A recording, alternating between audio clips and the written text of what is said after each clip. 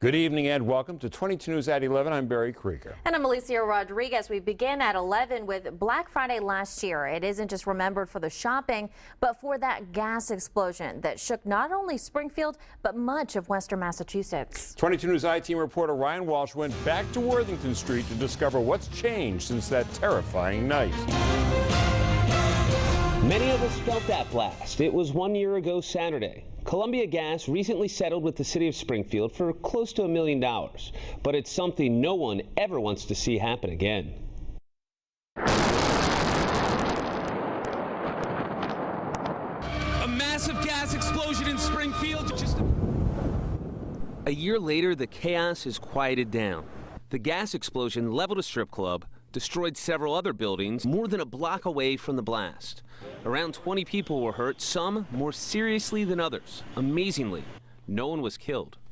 How do we prevent this from happening again? I mean, that's the first thing that we want to do. The state fire marshal said human error caused the explosion.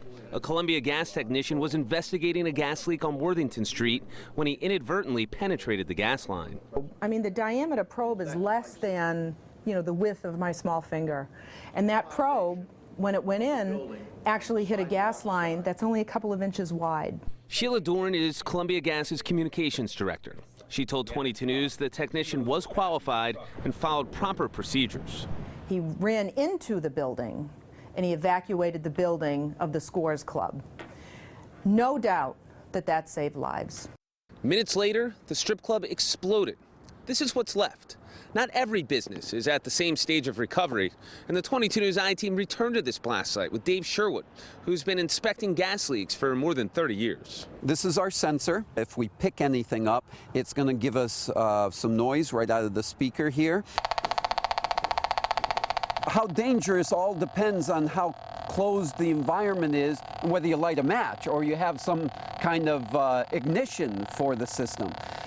On the outside, usually not as much of an issue as the inside. So we went inside the basement of Springfield City Hall.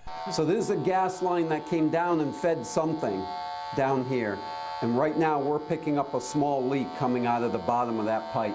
Sherwood said the leak wasn't dangerous at the time, but is likely costing taxpayers money since it's constantly leaking. As for Columbia Gas, they have changed some of their standards. Their technicians will now use a gas measurement device like this one to scan for leaks instead of probing the ground first. Their measuring bar will now only go 12 inches into the ground. All gas pipes need to be at least 18 inches underneath the ground, making it unlikely to hit a pipe. It was quite a combination of circumstances that all had to happen in the order that they happened for this explosion to occur. Columbia Gas says all 6 workers injured in the explosion are back to work. Fire Commissioner Joseph Conan told 22 News of the 14 Springfield firefighters hurt in the explosion, 2 still aren't back to work. I'm Ryan Walsh working for you with the 22 News I-Team.